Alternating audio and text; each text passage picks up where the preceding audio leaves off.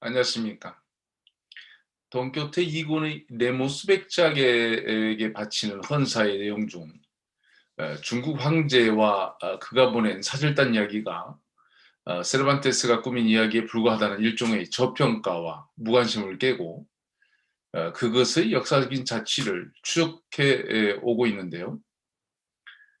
지난 시간에는 사절단의 일부가 스페인에 남았고 그로 인해 현재까지 스페인 내에 합본이라는 성을 가진 후손들이 있다는 점, 그리고 그 시조로서 바르톨로메 로드리게스 합본이라는 사람을 지목하고 있지만 우리 연구는 그가 일본 사람이 아니라 스페인에서 태어난 스페인 사람이라는 점을 발견했고, 그렇다면 왜 그가 합본이라는 성을 갖게 되었을까를 함께 생각해 봤습니다. 특히 그때 기록된 자료에 따르면 그의 사촌으로 언급된 인물인 바르톨로메 로드리게스 꼬레아라는 사람이 스페인에 남은 조선인일 가능성이 높다고 추측하면서 스페인과 이태리 등지에서 전통적으로 쓰이고 있는 꼬레아라는 성에 대해 알아봤으며 그 유언장과 가족관계가 들어있는 자료들을 분석해보고 바르톨로메 로드리게스 합본이라는 사람과의 관계 등을 종합적으로 살펴봤습니다. 사실 이렇게 돈키호테와 일본의 살단 이야기를 접목해서 설명한다거나 거기에 참가했을 조선인들과 그 중에 스페인에 남았을 가능성에 대해서는 이 강의를 통해서 처음 제시하고 있는데요. 따라서 스페인과 일본에서 바르톨메 로드리게스 합본이라는 사람이 스페인 내 합본이라는 성의 시조이며 일본 사람이라고 그동안 단정하고 있었지만 강의를 통해 지난 시간에 언급한 내용처럼 그가 일본인이 아니라는 주장은 아마도 스페인과 일본 측에게는 아주 당황할 이야기가 될 것으로 보입니다. 거기다가 바르톨메 로드리게스 꼬리아라는 인물이 조선인일 가능성이 있다는 얘기를 한다면 더욱 놀랄 것으로 보이는데요.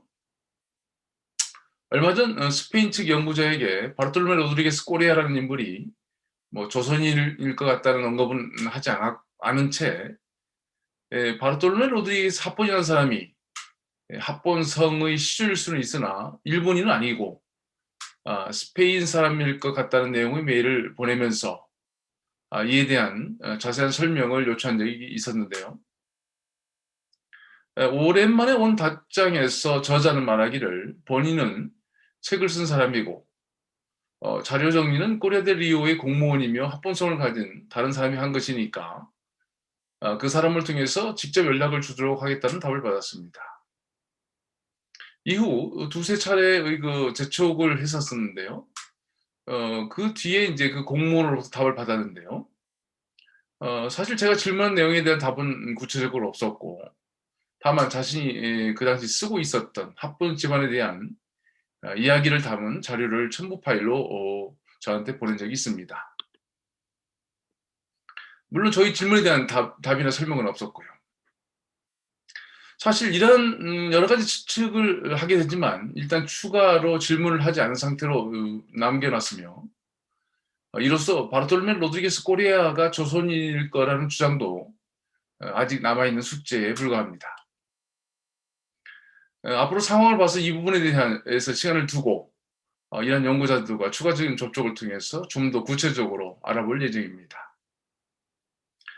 자, 그러면은 다시 본론으로 들어가서 이번 시간에는 스페인을 떠나 일본을 향한 사람들이 이후 경로를 추적해 보도록 하겠습니다. 스페인, 그 중에서도 마드리드, 세비야, 바르셀로나에서도 적지 않은 시간을 보냈던 이 사절단은 1616년 6월에 일진이, 그리고 1617년 7월에 이진이 스페인 땅을 떠납니다.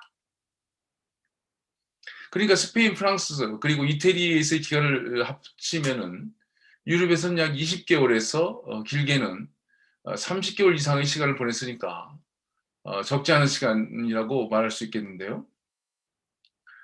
이들은 대서양을 횡단했고 쿠바의 아바나를 거쳐서 멕시코의 그 베라크루스 항에 도착했고요. 다시 내륙으로 들어가서 뿌에블라와 멕시코시티를 거쳐서 다시 태평양에 접해 있는 아카풀코에 닿게 되죠. 앞에서 언급했듯이 당시에는 아카풀코에서 필리핀이 마닐라까지는 해류가 만들어져서 선박들이 오가고 있었는데요. 사절단이 처음 일본이 센다이를 출발할 때 탔던 산후안 바우티스타호는 이미 스페인의 소유가 되어 있었고 아카풀코와 마닐라 간의 노선에 투입되어 있는 상태였습니다. 이 선박을 타고 루이스 오텔로 신부와 하세쿠라 스리나가는 1618년 6월 20일 마닐라에 도착하게 합니다. 그러니까 스페인을 출발한 지 약 11개월 정도 걸렸으니까 처음 스페인으로 갈 때와 거의 비슷한 시간이 걸린 것 같습니다. 한편 하세쿠라는 다테 마사무네가 필리핀으로 보내준 별도의 선박을 타고 1620년 9월 22일에 몇 명의 사무라이들과 함께 일본에 도착하게 되죠. 루이스 오텔로 신부는 그 이후인 1622년에야 따로 나가사키에 도착하게 됩니다. 하세쿠라가 일본에 당도했을 때는 일본의 세국 정책이 강해질 때였는데요. 말하자면 일본이 서양 선교사들을 받아주긴 했지만 기독교를 적극적으로 수용하지는 않았고 여러 번의 그 박해가 있었는데 이제는 아예 문을 닫아버리는 상황이 되었으니까 스페인과 이태리를 다녀온 하세쿠라의 입지는 매우 좁아졌다고 봐야 할 것 같습니다. 하세쿠라는 일본에 온 지 2년 만인 1622년에 사망하게 되죠. 아울러 그 뒤에 일본에 다시 돌아온 루이스 오텔로 신부도 도착하자마자 감옥에 갇히게 됐고 거기서 2년을 보내다가 1624년 8월에 처형되게 됩니다. 일행이 필리핀에 도착한 것이 1618년이니까 그때부터 일본에 돌아오는 시점인 1622년 약 3, 4년 동안 루이스 오텔로 신부는 필리핀은 물론 주변 지역의 선교에 힘썼을 것으로 보입니다. 그런데 왜 다테 마사무네라는 인물은 이렇게 유럽에 정확히는 스페인 왕과 로마의 교황에게 사절단을 보냈을까요? 여기는 크게 두 가지 목적이 있었습니다. 하나는 운무역에 대한 독점권을 얻고자 했던 것이고요. 또 하나는 종교적인 이유가 있었습니다. 말하자면 교황을 통해서 일본의 기독교에 대한 관심과 영향력을 요청하고자 했던 것입니다. 먼저 은무역은 당시 중국, 즉 명나라에서는 은을 크게 수입을 했는데요. 일본이 은을 수출했습니다. 근데 갑자기 아메리카의 광산에서 은이 대량 아시아로 유입되게 되는데요. 특히 돈키호테도 두 차례 언급되고 있는 말하자면 당시 베라푸라 부자들이 자주 탄생한다는 포토시, 즉 지금 볼리비아의 수도 라파스에서 멀지 않은 포토시 광산에서 대량의 은이 생산되고 그 은은 태평양 쪽의 가까운 항구에 실려서 멕시코의 아카풀코로 올라오고 거기서 태평양을 횡단하여 마닐라로 이동했으며 그것이 마카오 등을 통해서 중국으로 들어갔던 것입니다. 말하자면 아카풀코와 마닐라 간의 해상로는 바로 은무역의 루트였던 것인데요. 이렇게 아메리카에 들어오는 대량의 은으로 인해서 은값이 크게 떨어졌고 일본의 은수출은 크게 타격을 보게 된 것입니다. 그러니까 멕시코에서 아시아로 들어오는 은에 대한 독점적 권한을 갖는다는 것은 큰 수익을 보장하는 권리가라고 말할 수 있겠는데요. 아메리카의 은을 독점함으로써 일본의 은과 함께 은의 거래를 좌지우지할 수 있기 때문에 대단히 큰 이권이었습니다. 물론 이 권한을 줄 수 있는 인물은 스페인의 왕 펠리페 3세였고요. 왕으로부터 직접 권한을 받기 위해서는 사절단을 보내는 게 가장 확실한 방법이었습니다. 한편 일본에서 선교 활동을 하던 선교사들은 일본이 통일되는 과정에서 그리고 정권이 바뀌는 과정에서 기독교에 대한 탄압이 가해지면서 활동력이 매우 축소되었습니다. 단속과 처형이 잇따라 일어났으며 희생자도 많아졌죠. 사실 처음 기독교 선교사들이 일본에 활동했을 때는 그렇게 배척받지는 않았습니다. 아시다시피 임진왜란에 토요토미 히데요시가 조선에 파견한 두 명의 인물이 가토 기요마사와 고니시 유키나가였죠. 이 고니시 유키나가는 기독교 신자였고요. 그의 사이였고 대마도의 도주였던 요시토시도 그와 함께 조선에 와 있었는데요.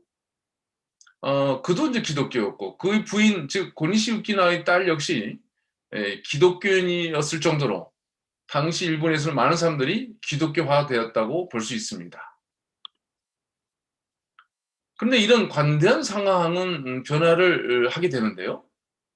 바로 임진왜란 이후 일본에 들어온 조선인들이 폭발적으로 세계를 받게 되었다는 사실도 이 정책적인 입장 변화에 크게 작용했다고 봅니다. 말하자면 일본을 통일하는 과정에 기독교의 힘이 강력해지니까 기존 불교 세력과 갈등이 생기게 되고 더구나 조선인들이 기독교에 되면서 대거 새로운 세력으로 부상함에 따라서 통일에 차질이 생긴다는 판단을 하게 됐고요. 이름으로써 이제 정책적인 방향선을 하게 된 것입니다. 말하자면 분리된 일본을 응집시켜서 통일하려는 노력에서 기독교는 크게 방해되는 요소로 판단했다는 것이죠. 다테마 사무네는 기독교인 중에서 가장 권력층에 있었던 인물이었습니다. 이런 상황에서 일본의 기독교 세계도 말하자면 절박한 상황이 있었고요. 루이스 오텔로 신부가 그를 찾아갈 수밖에 없었겠죠. 다테마 사무네는 음욕을 통해서 자궁과 권력을 높여가고자 했을 것이고 루이스 오텔로 신부는 일본에서의 기독교 즉 천주교 탄압을 잠재우고 자유로운 선교를 보장받고 싶었던 것이었습니다. 사실 다테 마사무네는 임진왜란에 참전하여 진주성 전투를 담당했던 것으로 알려진 인물이며 그가 유럽으로 보낸 하세쿠라 역시 임진왜란 때 참전했던 사물이었습니다. 그렇다면 이러한 목적을 갖고 간 사절단의 목적은 달성되었을까요? 네, 처음 이들이 멕시코 및 스페인 그리고 로마에 당도했을 때 거기 사람들은 크게 환대해 주었습니다. 그들이 갖고 간 임무보다는 처음 보는 이상한 동양인들에 대한 유럽인들이 큰 호기심은 아마 크게 이 환대에 작용했을 것으로 보입니다. 생김새도 다르지만 복장도 크게 달랐으며 사무라이들이 짧은 칼과 긴 칼을 차고 유용 있게 거리를 다녔을 테니까 많은 사람들이 흥미롭게 이들을 구경하게 됐을 것입니다. 물론 루이스 오텔로 신부의 영향도 작용했을 텐데요. 특히 세비야와 마드리드에서의 사절단에 대한 환대가 그렇습니다. 그는 스페인에서 유력한 집안 출신이었죠. 한편 스페인 왕실에서는 일본에서의 그 상황에 대해서 계속 보고를 받고 있었던 것 같은데요. 우선 그 오슈 지역의 다이묘인 다텐 마사무네는 일본의 왕도 아니고 쇼군도 아니라는 점을 알게 된 것입니다. 말하자면 일본이라는 나라의 대표권이 없다는 것을 알고 이거에 대해서 지적했던 것이죠. 다테마 사무네가 세력가였던 것은 사실이지만 지방 세력일 뿐 그 위에는 더 큰 존재들이 있었던 것입니다. 특히 도요토미 히데요시나 그 뒤를 이은 도쿠가와 이에야스 밑에 눌려 있었다고 봐야 하겠는데요. 물론 선박 건조 과정에서 막부의 허가를 받을 수밖에 없었고요. 사절단의 목적 중에서 기독교와 관련된 것은 언급하지 않았더라도 왜냐하면 이제 그 도쿠가와 이에야스가 그걸 말하자면 탄압을 하는 입장이었으니까요. 음무의 권한에 대해서는 막부와 말하자면 도쿠가와 이에야스와 깊이 조율됐었던 것으로 생각해야 될 것 같습니다. 물론 다테 마사무네의 사무라이 숫자만큼 막부에서도 사무라이를 함께 보냈던 거죠. 그래서 180명 중에서 사무라이 숫자가 22명, 11명씩 있었던 것이죠. 그러니까 이들 간에는 서로 믿음은 있었지만 100% 신뢰할 수 없는 협력과 견제의 관계였음을 알 수 있습니다. 상황이 이렇게 되니까 스페인 왕실에서도 그가 보낸 사절단은 고맙지만 그가 편지에서 말한 대로 그에게 은무역의 독점권을 줄 수는 없었다고 생각하게 된 거죠. 한편 로마 교황청에서도 이런 사정을 인지했을 것입니다. 물론 스페인 왕이 전격적으로 뭔가 결정을 했다고 한다면 그 눈치를 보고 있던 교황도 이들이 요청을 수용했을지 모르겠지만 스페인의 왕이 결정하지 않은 상태에서 어떠한 확답을 이 교황이 줄 수도 없었겠죠. 당시 일본의 정치도 격변기 상황이었고 기독교에 대한 탄압도 워낙 커서 로마 교황청에서 어떤 구체적인 조치를 정적적으로 취하기도 어려웠을 것으로 보입니다. 어쨌거나 일본을 떠나면서 갖고 갔던 두 가지 임무는 모두 실패로 돌아갔다고 봐야 할 것 같습니다. 1615년 11월 3일에 사절단이 교황 바오로 5세를 안했다고 했는데요. 하세쿠라는 바오로 5세가 스페인 왕에게 부탁하여 멕시코와 센다이 간에 통상을 해줄 것을 주선해달라고 요청했습니다마는 하세쿠라 교황이 제출한 서신에는 다테마사무네를 오슈의 왕이라고 표현했는데요. 당시 다테마사무네는 막부에 그러니까 도쿠가와 이에야스의 신하로 복종하고 있었던 때였기 때문에 그를 지칭해서 왕이라고 한 것은 터무니없는 과장이라고 볼 수 있겠죠. 물론 교황 측에서 다테마사무네가 일국을 말하자면 일본을 대표할 외교권이 없다는 것이 아니냐고 따졌고 이에 대해서 하세쿠라와 함께 갔던 스페인의 그 선교사 루이스 오텔로는 다음과 같이 말했습니다. 다테 마사무네 공이 다음의 막부 장군이 될 실력자입니다. 지금 일본에서 박해를 받고 있는 30만 천주교도의 도움을 받아 그는 왕위에 오를 것입니다. 라고 말이죠.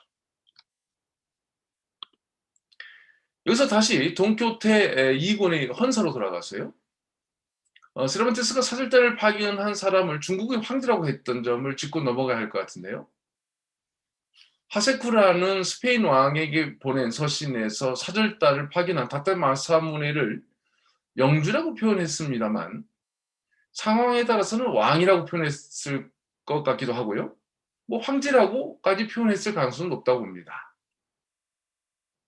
물론 자신이 한 말보다는 통역자의 역할이 컸겠지만요. 대화 중에 상대방이 예를 들어서 세르반테스와의 대화 중에서 세르반테스가 황제라고 언급했을 때 그것이 아니고 그는 영주다, 뭐 왕이다, 뭐 이런 말로 받아줄 어떤 특별한 이유는 없었을 것으로 보입니다. 물론 이런 것은 앞에서 언급했던 로페 데 베가의 작품 일본에서의 첫 번째 순교자들, 일본에서의 초기 순교자들이라고 하는 시국에서 도쿠가와 이에야스를 히소넨 이란 황제로 등장시킨 것을 볼 때도 알 수 있겠는데요. 말하자면 그는 뭐 천황은 아니었고 막부 장군이라고 볼 수 있죠. 근데 여기서는 황제라고 표현했죠. 그러니까 로페 데 베가가 일본에서는 천황이라는 존재가 있는 것을 알았는지 몰랐는지는 모르겠지만은 오히려 막부의 실력자를 황제라고 부른 것은 사실이라고 볼 수 있겠죠. 다른 한편으로 하세쿠라는 다테 마사무네가 보냈지만 다테 마사무네 위에 도쿠가와 이에야스가 있었으니까 뭐 세르반테스가 언급한 사람이 다테 마사무네일 수도 있고 그 위에 도쿠가와 이에야스가 황제라고 하면서 이 글을 썼다고 볼 수도 있겠죠. 어쨌거나 하세쿠라와 사절단이 유럽에 있는 동안 일본에서의 상황은 매우 악화되었고요. 그에 따라서 유럽에서의 성과도 없다 보니까 사절단의 귀국 과정은 너무나 열악할 수밖에 없었을 겁니다. 물론 가지고 있던 자금도 바닥이 났을 것이고요. 결국 사절단 일문에 돌아갈 동력을 잃었다고 봐야 할 것 같습니다. 앞에서도 언급했지만 귀국 후 사무라이였던 하세쿠라 스네나가도 루이스 오텔로 신부도 일본으로 돌아가서 각각 2년 만에 세상을 떠나는 운명을 맞이합니다. 여기서 다시 본 연구의 초본으로 돌아가서 돈키호테 이고리 헌사에서 세르반테스는 왜 중국 황제와 황제의 사슬단을 말하고 외국어를 가르치는 학교와 그 총장 그리고 돈키호테를 교재로 쓰겠다는 말을 했을까요? 우선 세르반테스의 머리에는 일본이라는 나라의 개념이 없었을 것으로 보입니다. 동양이라고 하면 단지 치나 즉 그 중국일 것이라 생각했을 텐데요. 사실 돈키호테 1권 말하자면 10년 전에 나온 책에는 그 중국이 까따이 즉 카타이로 나오기 때문에 치나나 중국의 개념으로 세르반테스에게 자리 잡힌 것은 얼마 되지 않은 어떤 개념이라고 볼 수 있겠습니다. 그도 그럴 것이 우리에게도 고려가 조선이 되고 중국도 카타이가 명이 되었다가 청으로 되는 등 왕조가 자꾸 바뀌니까 이 서양 사람들한테 중국에 대한 개념이 정확히 자리 잡기는 어렸을 것으로 보입니다. 이런 세르반테스의 개인적인 지식에 일본에서 왔다는 사절단의 합본이라는 말은 쉽게 그림이 그려지지 않았을 것 같은데요. 거기다 통역을 통해서 이야기를 나눴을 것이고 그것도 공식적인 면담도 아니라면 앞에서 언급했던 것처럼 오슈의 다이묘 다테 마사무네를 왕이나 뭐 황제로 말해도 크게 잘못은 아니라고 볼 수 있겠죠. 외국 학교와 그 교재에 대해서도 그리 비현실적이라고 볼 수 없을 것 같습니다. 실제로 선교사들이 세운 학교에서는 라틴어와 스페인어, 포르투갈어들을 가르쳤었는데요. 사람들을 만나고 뭐 성서와 기독교 교리를 가르치고 번역하는 등 선교를 위해서 언어 교육은 필수적이었으니까 당연히 그 당시 중요한 언어였던 스페인어를 가르쳤죠. 사실 서양 선교사들이 동양에 들어와 가장 먼저 번역한 것은 기독교 관련 서적도 있지만은 동양 작품도 번역할 이유가 있었습니다. 맞아면 동양에서 가장 인기가 있었던 책을 골랐는데요. 그게 바로 명심보감이었습니다. 그 내용으로 볼 때도 서양 선교사에게 큰 감명을 주었던 것 같은데요. 뭐 거기 나오는 하늘과 기독교에서 얘기하는 뭐 하나님의 개념은 그렇게 다르게 느껴지지 않았던 것 같습니다. 광동성 출신의 중국인과 함께 번역을 한 것으로 보이는데요. 1592년에 번역되어서 93년에 필리핀 마닐레 인쇄소에서 인쇄되었고요. 1595년에 스페인에서 다시 인쇄되었습니다. 물론 이 명심보감은 스페인 왕시대에 전해졌다고 알려져 있습니다. 이때 번역을 주도했던 사람은 도미니코 수도회의 후안 꼬브라는 사제로 필리핀에 있으면서 일본도 방문했던 사람이었습니다. 이런 이유 등으로 일본 특히 나가사키나 마카오 등지에는 외국 유학이 활발했고 당연히 당시 유럽의 최고 베스트셀러였던 돈키호테가 이 학교에서 교재로 사용됐을 가능성도 있다고 봅니다. 앞에서도 언급했듯이 돈키호테 1권은 출판된 바로 같은 해 1605년에 가을에 160권이 멕시코로 수출되었으니까요. 이런 차원에서 세르반테스가 헌사에서 언급한 여러 가지는 허구가 아닌 사실에 기반을 두고 자신이 알고 있는 지식의 범주에서는 꾸밈없이 쓴 것이라고 말할 수 있을 것 같습니다. 이번 시간에는 스페인에 남았던 사절단과는 달리 스페인 땅을 떠난 사절단, 특히 사무라이였고 사절단의 일본 쪽 대표였던 하세쿠라 스네나가의 이후 행적과 전체 사절단의 단장격이었던 루이소테로 신부의 뒷이야기를 다뤘고 특히 세르반테스가 돈키호테 2권에서 중국 황제라는 표현과 대학교 설립 및 총장으로 세르반테스를 초대했다는 말 그리고 그의 책을 교재로 쓰기로 했다는 말 등의 역사적인 근거들을 살펴봤습니다. 감사합니다.